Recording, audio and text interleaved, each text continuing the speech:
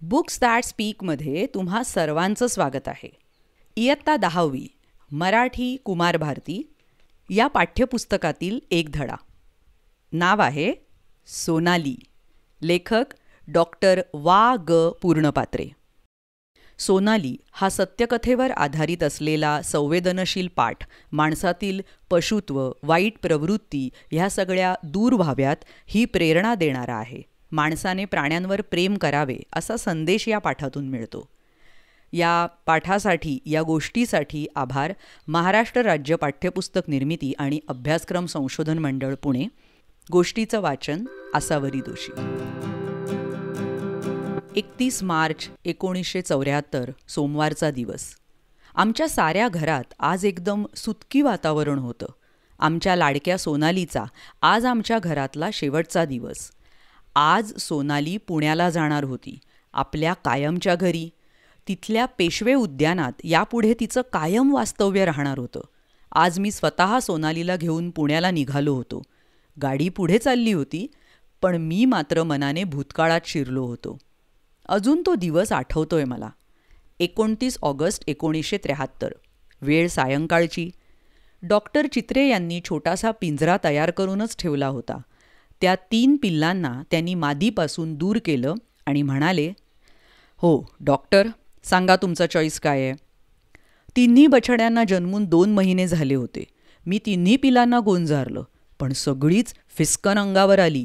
मी त्यातल्या त्यात कमी फिसकारणारं, थोड्या शांत स्वभावाचं एक पिल्लू निवडलं. ते इतरांपेक्षा थोडं सशक्तही होतं. बच्च्याला आम्ही पिंजऱ्यात ठेवलं. रात्रभर प्रवासात माझ्या मनात त्या छाव्याशिवाय दुसरा कशाचाच विचार नव्हता. 2 वर्षांचे झाले की वाघ सिंह पूर्ण ताकदीचे होतात. मग त्यांना शिकवणं, माणसाळवणं अवघड असतं. पुन्हा माझ्या डोळ्यांसमोर नुसतं सर्कशीसारखं वन्य पशूंना ट्रेनिंग देणं हा हेतू नव्हता. मला एका जंगली जनावरावर प्रेम करायचं होतं, अगदी पोटच्या मुलासारखं. ती जेवल्याखेरीज मी जेवणार नव्हतो. तिला जवळ घेतल्याखेरीज मी झोपणार नव्हतो. आजपर्यंत पूर्णपात्रे घराण्यातील पराक्रमी लोकांनी शिकारी करून कीर्ती मिळवली होती, पण पशूमधील पशुत्वाची आज मी शिकार करायला निघालो होतो. आम्ही घरात प्रवेश केला. पहिला दिवस तसाच गेला. या सिंहकन्येचं आगमन होण्यापूर्वी 15 दिवस रुपालीचं आगमन झालं होतं.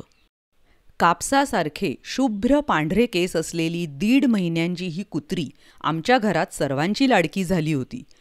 तिचे ते रुपेरी केस पाहून आम्ही तिचं नाव रुपाली ठेवलं होतं. माझा मुलगा डॉक्टर सुभाष याला पहिली मुलगी झाली.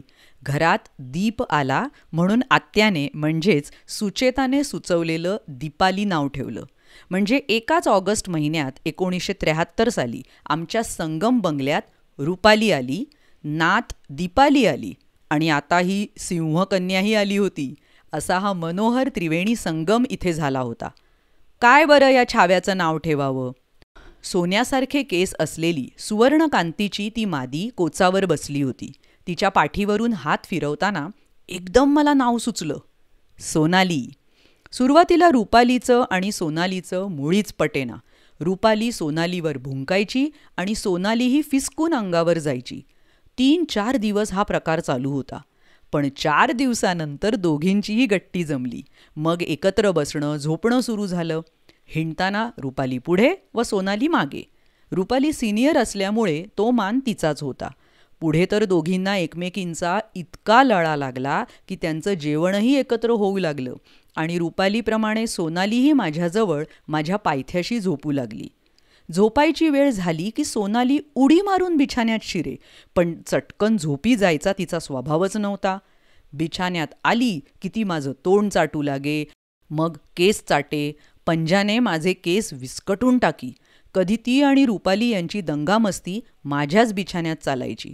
दोघीही बिछाण्यात चक्क नाचत कुदत, थकल्या दमल्या की दोघीही आपापली जागा पकडून झोपायला येत. फुस करून रुपा अंग टाकी आणि झोपी जाई. पण सोनालीला मात्र अशी झोप येत नसे. लहान मुलासारखं तिला मला थोपटून झोपवावं लागे. तेव्हा कुठे बाईसाहेब झोपत. ती झोपे तीही एखाद्या लहान मुलासारखी अस्ताव्यस्त. झोपेत बाईसाहेब लोळतही भरपूर. शेवटी त्या दोघींच्या मध्ये मलाच झोपायला पुरेशी जागा मिळत नसे. सोनाली आणि रुपाली लहान होत्या तोपर्यंत रुपालीच अंगापिंडाने मोठी होती. वयाने तर ती सोनालीपेक्षा चांगली 7 दिवसांनी मोठी. त्यामुळे ती सोनालीवर ताईगिरी करायची. सोनालीवर गुरगुरे, तिला दमात घेई. सोनाली बिचारी गरीब. रुपाली तिच्यावर गुरगुरली की बापडी कोपऱ्यात जाऊन निमूट बसे. पण दोघी वाढू लागल्या आणि सारं दृश्यच बदललं. रुपाली लहानखुरी राहिली आणि सोना बघता बघता तिच्या दुप्पट चौपट झाली. ती रुपालीला सहज तोंडात उचलून धरी, पण सोनालीचे दात कधीही रुपालीला लागले नाहीत. रुपालीने मात्र आपला ताईपणा शेवटपर्यंत सोडला नाही. सोनाली फार वाह्यातपणा करू लागली की रुपाली घुर्र करून तिला दटावत असे. मुंबईहून दोघींसाठी गळपट्टे व साखळ्या आणल्या. लहानपणापासून जर त्यांना साखळीची सवय लावली नाही तर मोठेपणी ही जनावरं साखळी घालू देत नाहीत. घराच्या गच्चीवर सोनालीचं बिऱ्हाड थाटलं. गच्चीवर मी नेहमी दोघींना मोकळं ठेवत असे. पुढे गच्चीवर सोनाली आणि रुपाली मोकळेपणाने खेळू लागल्या, एकमेकींचा पाठलाग करू लागल्या, माझ्या पायातून पळू लागल्या. पण सिंहकन्या, एक श्वानकन्या आणि एक डॉक्टर कन्या असा हा अवर्णनीय सामना. मला त्यावेळी कोणत्याच गोष्टींचं भान राहत नसे. एक विलक्षण अवर्णनीय आनंद मी लुटत असे, अगदी भरभरून. याच गच्चीवर त्या दोघी पहिल्या पावसाळ्यात नाचल्या होत्या. फारच जोराचा पाऊस आला म्हणजे मात्र सज्जाचा आडोसा त्या घेत. एरवी साऱ्या गच्चीवर पावसात हुंदडत. जळगावला बॅडमिंटन टुर्नामेंट्स होत्या. सोनालीला घेऊन मी कोर्टवर गेलो. तिथे माझे मित्र डॉक्टर आठवले आपल्या अल्सेशियन कुत्र्याला घेऊन आले होते. चांगला उंच व दांडगा कुत्रा होता तो. त्याची व सोनालीची गाठ पडली. आधी त्या कुत्र्याला हे मांजराचं पिल्लू आहे असं वाटलं असावं. तो तिच्या अंगावर धावला. सोनाली त्याच्यापुढे फारच लहान दिसत होती, पण किंचितही न घाबरता फिस करून ती त्याच्या अंगावर धावली. मग मात्र तो अल्सेशियन कुत्रा पळू लागला आणि सोनाली त्याचा पाठलाग करू लागली. कोर्टवरील साऱ्या खेळाडूंना हा प्रकार पाहून मज्जा वाटली. रुपालीच्या पेक्षा सोनालीची वाढ एकदम झपाट्याने झाली. ती चांगलीच मोठी दिसू लागली. वाढत्या वयाप्रमाणे सोनालीच्या आहारात सुद्धा मी वाढ केली. आता सोनाली 5 महिन्यांची झाली होती. सोनालीचं जेवण 3दा होत असे. सकाळी नाश्ता. नाश्त्यासाठी तिला दूध व अंडी देत होतो. दुपारी जेवताना मी तिला खिमा देत असे.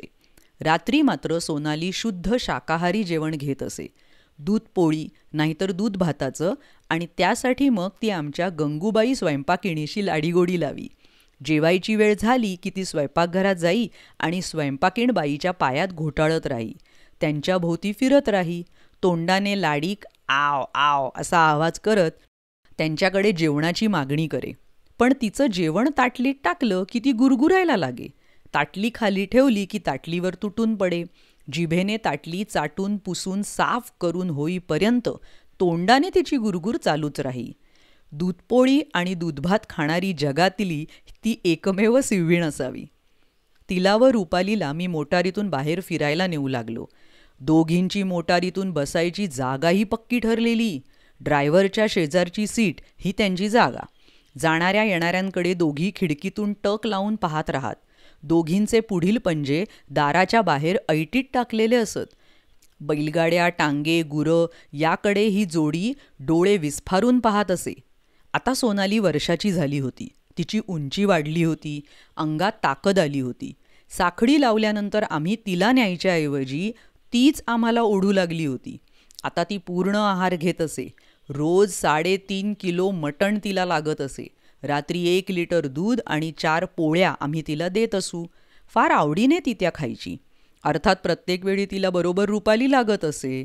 रुपाली नसली तर सोनाली जाळीच्या दरवाजावर पंजे मारत असे. मी तिला माझ्या हाताने खायला देत असे. दवाखान्याच्या कामामुळे मला कधी कुठे जावं लागेल याचा नेम नसे.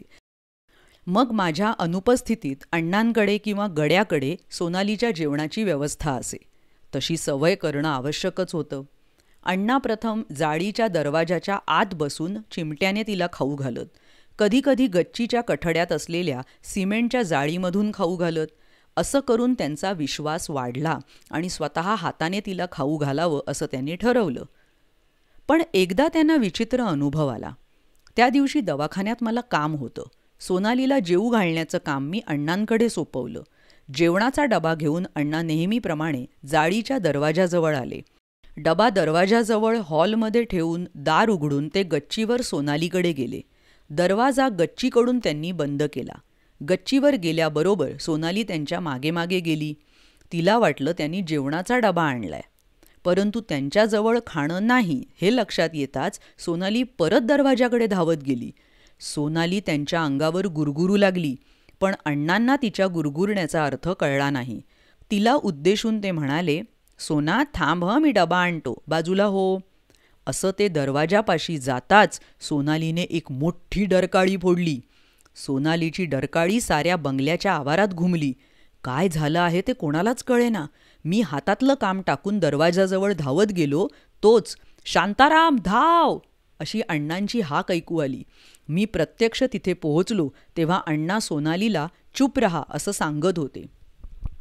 मी पाहिलं तर सोनालीचा आवेश फारच भयंकर होता. मी घाईघाईने लोखंडाची पट्टी घालून जाळीचा दरवाजा उघडला आणि जेवणाचा डबा घेऊन गच्चीवर प्रवेश केला. परंतु नेहमी खाण्यासाठी लाडीगोडी करणारी सोनाली आज इतकी रागावलेली होती की तिने उडी मारून माझ्या हातातला डबा पंजाने फटकारा मारून दूर उडवला. मटण गच्चीवर इतस्ततः पसरलं. ती गुरगुर करत त्यावर तुटून पडली. 15-20 मिनिटात तिने ते सर्व फस्त केलं. खाल्ल्यावर सोनाली शांत झाली आणि येऊन माझे पाय चाटू लागली. जणू काही झाल्या प्रकाराबद्दल ती आमची क्षमाच मागत होती. अण्णांना मी म्हणालो, जेवताना पशूंना कोणी फसवलं, त्यांची खोडी काढली अथवा थोडा विलंब जरी लागला तरी ते त्यांना सहन होत नाही. सोनालीच्या दातात विलक्षण ताकद आली होती. एकदा नेहमीप्रमाणे सोनालीला मी रात्री पितळी पातेल्यातून दूध प्यायला दिलं. तेवढ्यात कोणीतरी आलं म्हणून मी तसाच उठलो. पातेलं परत न्यायचं विसरलो. इकडे सोनालीने दूध पिऊन झाल्यावर पातेलं चावायला सुरुवात केली. रात्रभर तिची त्या पातेल्याशी मस्ती चालू होती. सकाळी उठल्यावर मी गच्चीवर गेलो. पाहतो तर काय, त्या पितळी पातेल्याची सोनालीने अक्षरशः चाळणी केली होती. वन्य पशूंच्या दातात केवढी ताकद आणि चिवटपणा असतो याचा मला अनुभव आला. सोनालीने चाळण केलेलं ते पातेलं मी अजूनही जपून ठेवलंय. सोनाली आता आमच्या घरच्यापैकीच एक झाली होती. सोनालीचा जसा रुपालीवर जीव तसा दीपालीवरही होता. दीपाली सोनालीच्या जाळीपाशी जायची आणि आपल्या बोबड्या आवाजात छोना छोना तू का करते असं म्हणून तासनतास तिच्याशी खेळत असायची. एकदा दोघी अशा खेळत असताना एक पेशंट तिथे आला. त्याला वाटलं पोर चुकून सिंहिणीपाशी आली आहे. त्याने घाईघाईत दीपालीला उचललं. त्या सरशी सोनाली मोठ्याने फिसकारली आणि त्या गृहस्थाच्या अंगावर धावली. तिचं अवसान पाहून त्याने दीपालीला तिथेच टाकलं. आतल्या बाजूला अण्णा होते.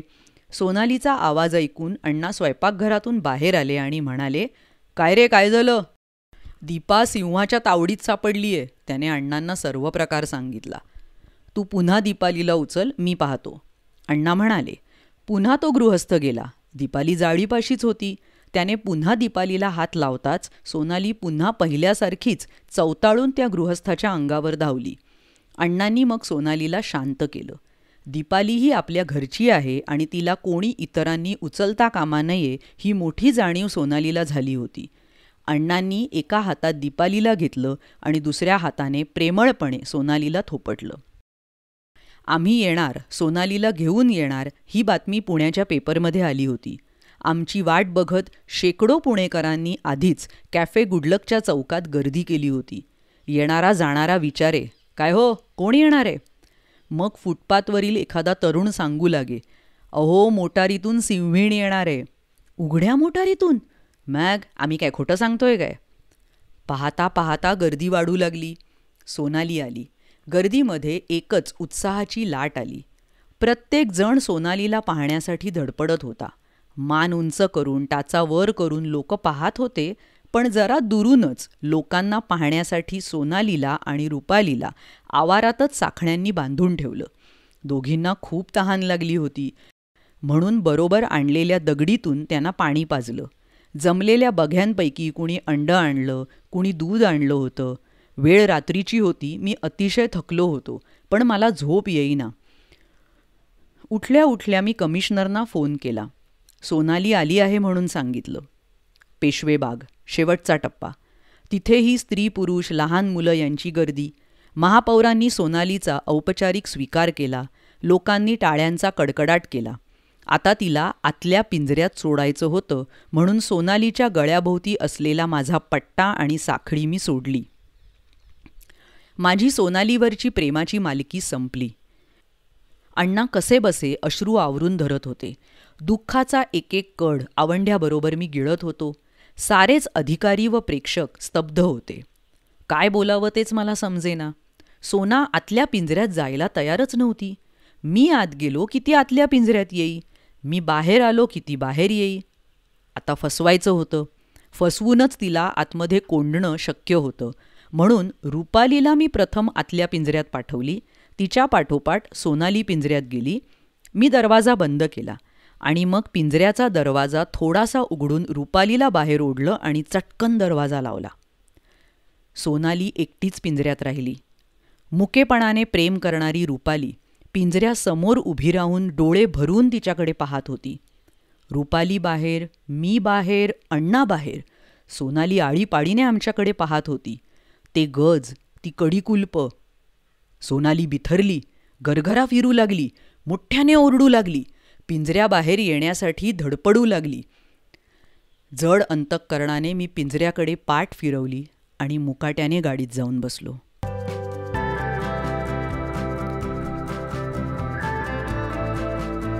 सत्यकथेवर आधारित अशा अनेक गोष्टी ऐकण्यासाठी बुक्स दॅट स्पीक या चॅनलला नक्की भेट द्या. यूट्यूबवर आणि वेगवेगळ्या पॉडकास्टिंग चॅनल्सवर. इंस्टाग्राम ID आहे बुक्स दॅट स्पीक. भेटूया लवकरच पुढल्या प्रस्तुतीत. Bye bye. धन्यवाद.